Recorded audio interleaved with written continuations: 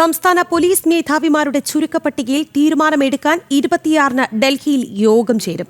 UPSCയാണ് 3 പേരുടെ പട്ടിക കൈമാറുന്നത്. നിലവിൽ പട്ടികയിൽ DGPമാരായ നിതിൻ അഗർവാൾ, RV ചന്ദ്രശേഖർ, യോഗേഷ് ഗുപ്ത, മനോജ് എബ്രഹാം എന്നിവരാണ് ഇടം പിടിച്ചിരിക്കുന്നത്. കൂടുതൽ വിവരങ്ങൾ നൽകാനായി രാജീവ് ഉണ്ട്. രാജീവ്, 26-നാണ് യോഗം. കൂടുതൽ വിശദാംശങ്ങൾ.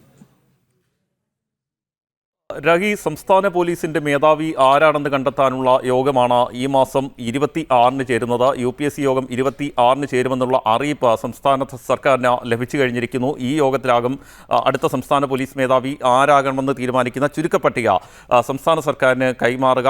നിലവിൽ സംസ്ഥാന സർക്കാർ UPSCക്ക് കൈമാറിയിരിക്കുന്ന പട്ടികയിൽ 1-ാം സ്ഥാനത്തായി നിതിൻ അഗർവാളാണ്.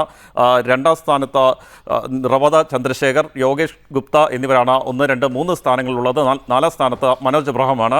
ഇവർ 4 പേരും DGPമാരാണ്. സംസ്ഥാനം കൈമാറിയ പട്ടികയിൽ 2 ADGPമാർ കൂടി ഉൾപ്പെട്ടിട്ടുണ്ട്. ഒന്ന് പുരോഹിത് രാജ് ഉൾപ്പെടെ 2 പേർ, MR രാജ്കുമാർ ഉൾപ്പെടെ 2 പേരാണ് നിലവിൽ ഇപ്പോൾ ADGP റാങ്കിൽ നിന്നും ഉൾപ്പെട്ടിരിക്കുന്നത്. ഇങ്ങനെ 6 പേരുടെ പട്ടികയായിരുന്നു UPSCക്ക് നിലവിൽ സംസ്ഥാന സർക്കാർ കൈമാറിയിരുന്നത്. ഇതിൽ 4 പേരുടെ പട്ടിക മാത്രമേ അംഗീകരിക്കാൻ കഴിയൂ എന്നായിരുന്നു UPSCയുടെ നിലപാട്. കാരണം DGP റാങ്കിലുള്ള 4 പേരുള്ളപ്പോൾ ADGP റാങ്കിലുള്ള 2 പേരുടെ പട്ടിക അംഗീകരിക്കാൻ കഴിയില്ല എന്ന് നേരത്തെ UPSC നിലപാട് സ്വീകരിച്ചിരുന്നു. എന്നാൽ ഇത് അംഗീകരിക്കില്ലെന്ന് സംസ്ഥാന സർക്കാരും വ്യക്തമാക്കി. 6 പേരുടെ പട്ടിക തന്നെ പരിഗണിക്കണമെന്ന ആവശ്യമായിരുന്നു സംസ്ഥാന സർക്കാർ UPSCക്ക് മുന്നിൽ വെച്ചത്. നിരവധി തവണ സംസ്ഥാന സർക്കാർ ഈ ആവശ്യം ഉന്നയിച്ചുകൊണ്ട് UPSCക്ക് കത്തും നൽകിയിരുന്നു. കാരണം നേരത്തെയും ഇത്തരത്തിൽ DGPമാരുടെ ഒഴിവിലേക്ക് അല്ലെങ്കിൽ സംസ്ഥാന പോലീസ് മേധാവിമാരുടെ പട്ടിക നൽകുമ്പോൾ ADGP റാങ്കിലുള്ളവരെ പരിഗണിച്ചിട്ടുണ്ടെന്ന് ചൂണ്ടിക്കാണിച്ചുകൊണ്ടായിരുന്നു സംസ്ഥാന സർക്കാർ കത്ത് നൽകിയിരുന്നത്. എന്നാൽ UPSC പലതവണയായി ഇത് അംഗീകരിച്ചിരുന്നില്ല.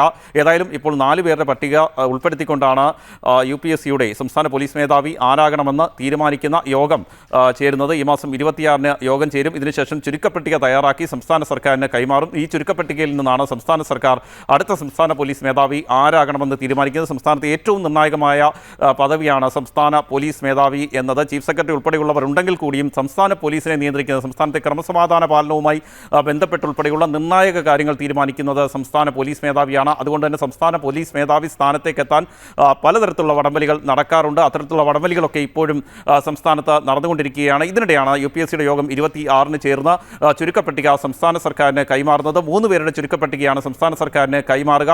നിലവിൽ നിതിൻ അഗർവാൾ, അതുപോലെ തന്നെ യോഗേഷ് ഗുപ്ത, അതുപോലെ റവദ ചന്ദ്രശേഖർ, ഈ 3 പേരുടെ പേരുകളാണ് ആദ്യ പട്ടികയിൽ ഉൾപ്പെടാൻ സാധ്യതയുള്ളത്. ഇതിനുശേഷം DGP മനോജ് എബ്രഹാം, അതുപോലെ തന്നെ സുരേഷ് രാജ് പുരോഹിത, MR രാജ്കുമാർ എന്നിവരുടെ പേരുകൾ കൂടി വരാനുള്ള സാധ്യതയുണ്ട്. ഏതായാലും ഈ 3 പേരുടെ പട്ടിക സംസ്ഥാന സർക്കാരിനെ UPSC കൈമാറുകയാണെങ്കിലും സംസ്ഥാന സർക്കാരിന് സ്വന്തമായി തീരുമാനമെടുക്കാൻ കഴിയും. മറ്റാർക്കെങ്കിലും ചുമതല നൽകാനും കഴിയും. അത്തരത്തിലുള്ള അധികാരങ്ങൾ സംസ്ഥാന സർക്കാരിന് ഉണ്ട് എന്നതും വ്യക്തമാണ്. നേരത്തെ പല സംസ്ഥാനങ്ങളും ഇത്തരത്തിലുള്ള അധികാരങ്ങൾ ഉപയോഗിച്ചിട്ടുണ്ട് എന്ന വസ്തുത കൂടി നിലനിൽക്കുന്നുണ്ട്. ഇതിനൊപ്പം ഏറ്റവും പ്രധാനപ്പെട്ട മറ്റൊരു കാര്യമുള്ളത് യോഗേഷ് ഗുപ്തയുടേതാണ്. യോഗേഷ് ഗുപ്ത നിലവിൽ കേന്ദ്ര ഡെപ്യൂട്ടേഷന് വേണ്ടി അപേക്ഷ നൽകിയിട്ടുണ്ട്. ഇതിൻ്റെ ഭാഗമായി വിജിലൻസ് ക്ലിയറൻസ് നൽകണമെന്ന് ആവശ്യപ്പെട്ടുകൊണ്ട് അദ്ദേഹം സംസ്ഥാന സർക്കാരിന് കത്ത് നൽകിയിരുന്നു.